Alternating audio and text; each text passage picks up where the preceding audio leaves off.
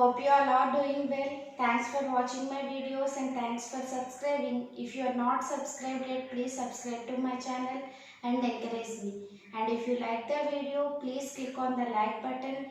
And if you want to say anything, if you want to give any suggestions or clarifications, or if you find any mistakes, you can keep me a message in the comment box. I will definitely give you a reply.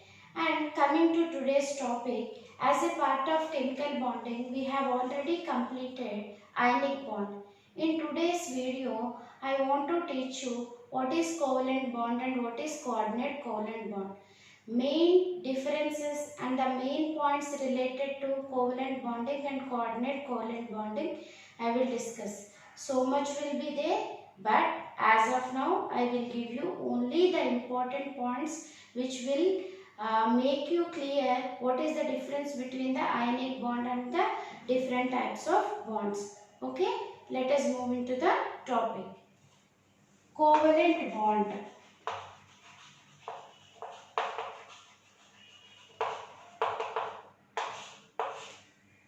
Covalent bond is nothing but the bond between the atoms are atoms of similar electronegativity. Almost the electronegativity between the atoms is very similar, and equal contribution and equal sharing of the electrons will be there in covalent bonding.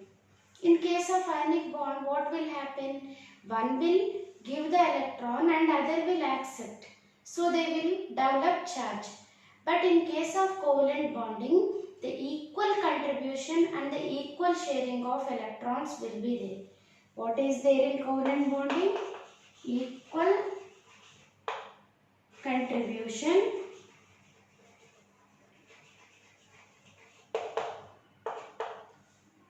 and equal sharing.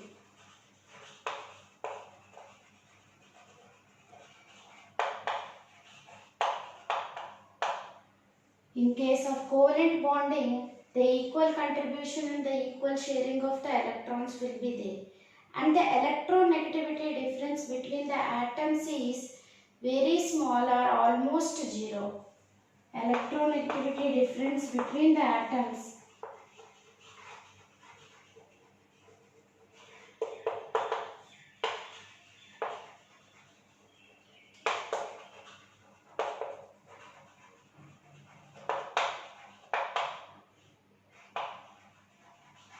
very less or almost zero.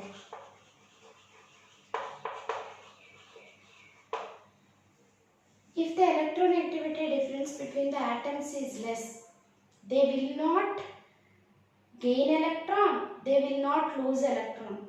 Simply, they will share the electron among themselves.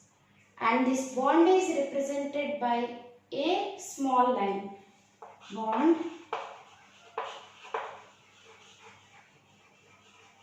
represented by a small line.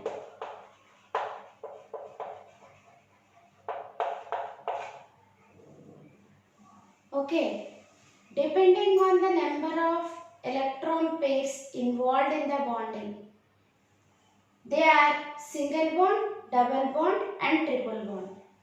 Based on number of electron pairs involved,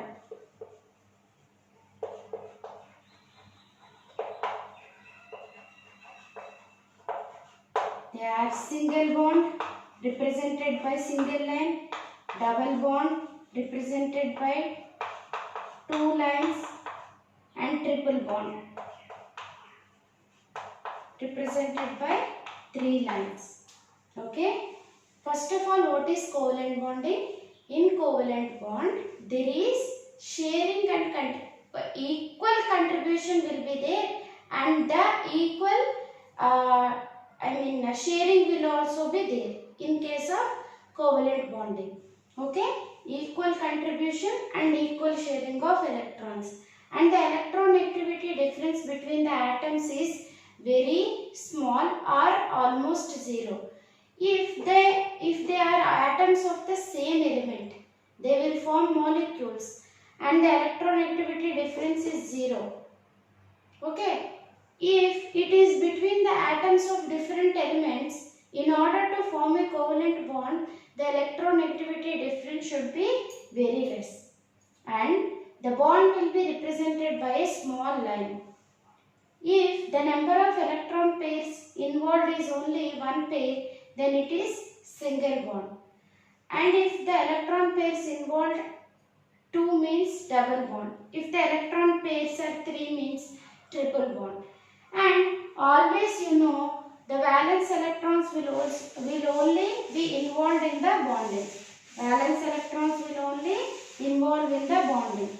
Then how to represent this type of bonding with the help of outermost electrons? For this, to understand, we have to first draw Lewis dot structure. Lewis dot structure. And he has given explanation for the covalent bond. What is Lewis dot structure means? We have to take the atom and whatever the outermost electrons that are present are to be represented in the form of dots. Oxygen if you take. What is the atomic number? 8. Then how to represent 2, 6. Electronic configuration is 2, 6. Then this is the representation of oxygen in the Lewis dot structure. What is Lewis dot structure? In Lewis dot structure, the outermost electron whatever are present will be represented in the form of dots or in the form of cross marks also to make it differentiated. Then we will see what are the examples for covalent bonding. First example, covalent bonding, we can take this oxygen itself. Okay, O2. How it will be formed? Oxygen, we have seen. This is one oxygen and another oxygen. Okay. What will happen? They will equally contribute and they will equally share. So that for this also outermost electron 8, for this also outermost electrons 8. So it will be stable, represented by O double bond because 2 electrons are involved. 2 electrons from each oxygen. That means totally 2 electron pairs are involved. So it is a double bond represented like this. And we have to see single bond also, right? H2. How many electrons will be there? Only one electron is there. Here for hydrogen, one more electron. And hydrogen is forming a molecule of H2 and it is attaining duplet configuration. What it attaining? Duplet configuration. H, H. You can take the example of FFClCl also. One electron is present. This is the Lewis dot structure we have drawn. What is Lewis dot structure? Lewis dot structure is nothing but the representation of element along with the outermost electrons or valence electrons. How many valence electrons are there? We have to represent those many valence electrons in the Lewis dot structure. Oxygen is having 6. So we have represented 6 electrons. One more oxygen. Oxygen form oxygen molecule to attain the stability that we know. In that, what will happen? The formation of double bond will occur because 2 electron pairs are involved in the bonding. Another example for triple bond we will see. Nitrogen you take N equal to 7. Then what is the, this one is right. Then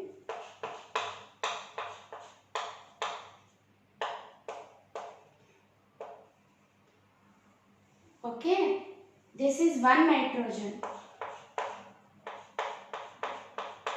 Total, how many are there? 5. So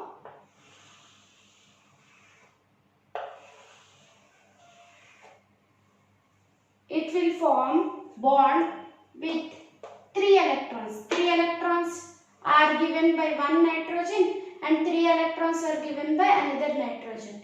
That means equal contribution of the electrons, and then they will equally share those electron pairs. N triple bond, because 3 electron pairs are involved. So it is represented by N triple bond N. Triple bond means 3 electron pairs are shared. Double bond means 2 electron pairs are shared. Single bond means only 1 electron pair. And one more important point here.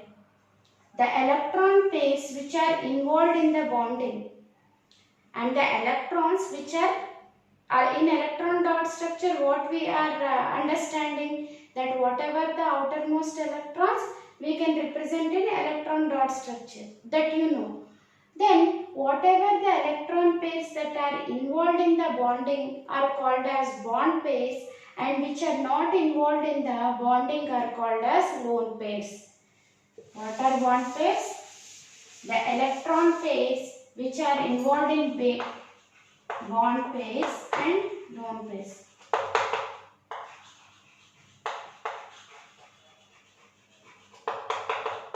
Bond pairs means the electron pairs which are involved in bonding. Okay. And what are lone pairs which are not involved? See here, in nitrogen molecule 2 are there. On nitrogen 1 lone pair, this nitrogen 1 lone pair. That means lone pairs are nothing but which are not involved in bonding, but they are present in the outermost shell. Not involved in bonding, but they are present in the outermost shell. That means in valence shell they are present. Okay. And types of covalent bonds we will see. What are the types of covalent bonds? We have seen some examples. First one is homogeneous or non-polar covalent bond. Homogeneous or non-polar covalent bond. That means this covalent bond is formed between the atoms of the same element. If you take oxygen, nitrogen, hydrogen, all are having the same atoms. Nitrogen, nitrogen, oxygen, oxygen, hydrogen, hydrogen.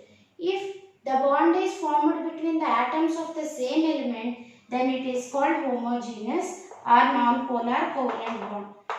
H2, N2, O2, F2, Cl2, etc. What is homogeneous or non-polar covalent bond? The covalent bond formed between the atoms of the same element. Then it is called as homogeneous or non-polar. Why we are calling non-polar means they will not develop any charge, because absolutely the electronegativity difference between them is 0. There is no chance of developing even a smaller charge. Okay, that is the reason why we call them as non-polar covalent bond. Then next one is polar covalent bond or heterogeneous covalent bond. What is the second one? Heterogeneous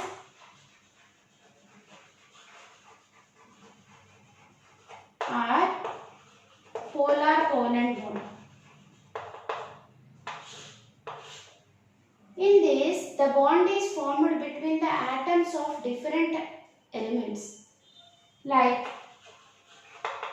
hydrogen, fluorine, H2O. Okay. Why it is called as polar covalent bond means due to the difference in the electronegativity between the atoms involved in the bonding, they will develop a partial charge on them.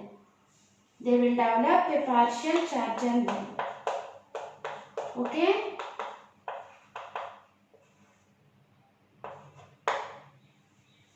See here, because the atoms involved in the bonding are different elements.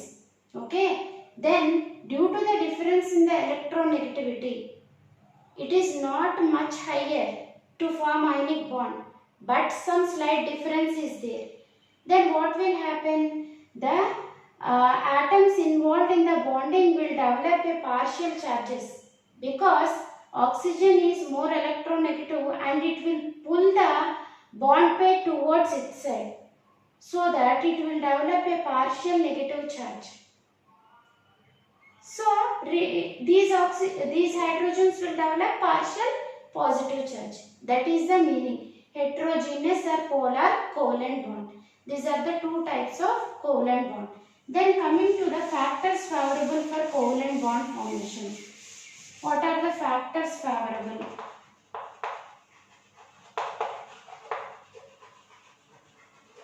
The atomic size should be less. Size of the atoms involved in the bonding should be less. Should be small. Because if it is large, what will happen? Bond pair will be at the center. They cannot have influence on that bond pair. The stability will not be much.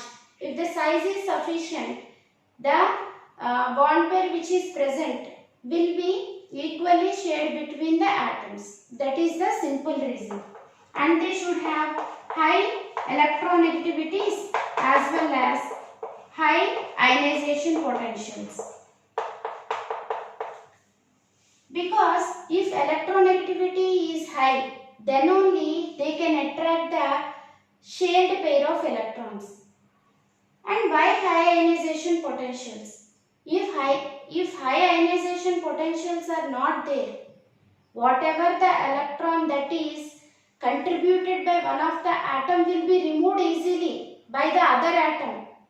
Then it will not become covalent bond. It will become ionic bond. That is the one more factor favorable for covalent bond formation. And the electronegativity difference between them, they should have high electronegativity definitely, but the electronegativity difference should be very small. Electronegativity difference should be small. Should be small or less? Should be less. These are the three factors favorable for covalent bond formation. Okay, we have seen what is covalent bond, how many types of covalent bonds, and factors favorable for covalent bond formation, and the examples also we have seen. Then coming to the next type of bonding, that is coordinate covalent bonding.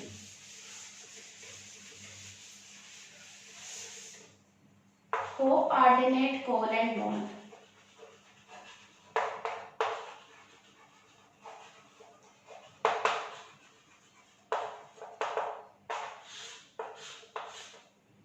It is intermediate between the ionic bond and covalent bond. Why? Because here equal sharing will be there, but entirely electron pair will be donated by one species. So it is intermediate between the ionic bond and covalent bond. In case of ionic bond, what will happen? One will give the electron and other will accept. Likewise, here also one species will give electron pair. Okay. In case of covalent bond, what will happen? Equal sharing will occur. Here also equal sharing will occur. That is the reason why it is the bond intermediate between ionic and covalent bond. It is also called as dative bond. And we have seen lone pair of electrons, right? Whatever the electrons that are involved in coordinate covalent bond are nothing but lone pair of electrons. Okay? Lone pair of electrons are involved in bonding.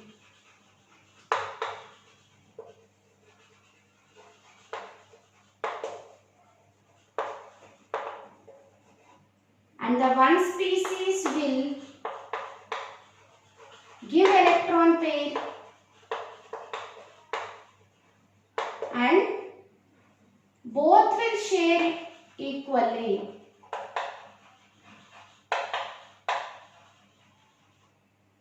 Both will share equally.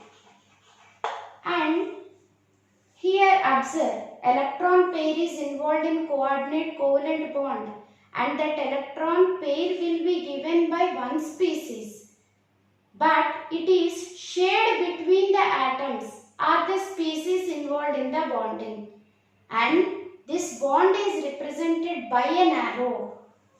Bond represented by an arrow.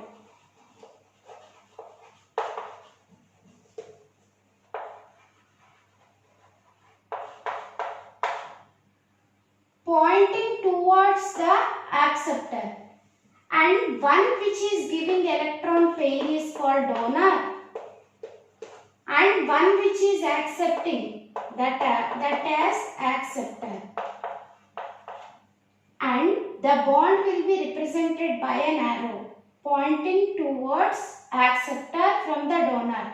That arrow from donor to acceptor. Okay, donor to acceptor. What are the pairs of electrons involved? Lone pair of electrons are involved, not the bond pairs. Okay. How to represent this by an arrow? We will see with an example. For example, if you take NH3 plus H plus, it will give NH4 plus. This is a coordinate covalent bond formation.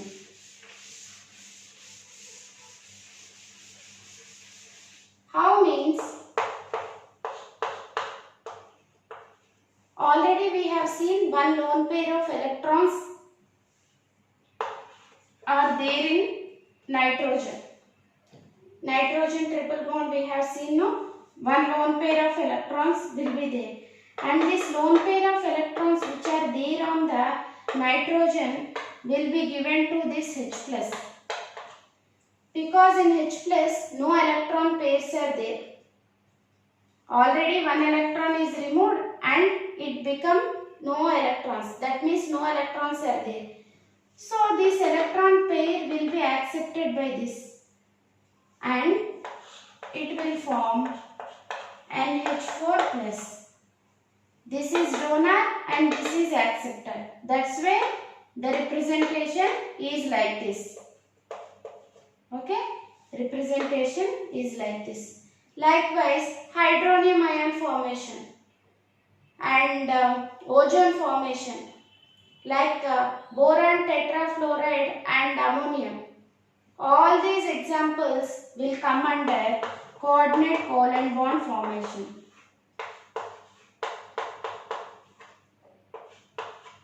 And this lone pair will be accepted by boron, because if it accepts the electron pair, it will acquire the octet configuration. In case of hydrogen, it will attain duplet configuration. That is the simple reason. All the bonding occur because of only simple reason. What is that? To attain the stability, to have 8 electrons in the outermost shell. This is one more example for coordinate covalent bond formation. This is all about chemical bonding, and hope you have understood. If you have any doubts, you can ask me in the comment box. And if you like the video, please click on the like button and share it with your friends. That's all for today. Hope you have enjoyed this video, and bye bye.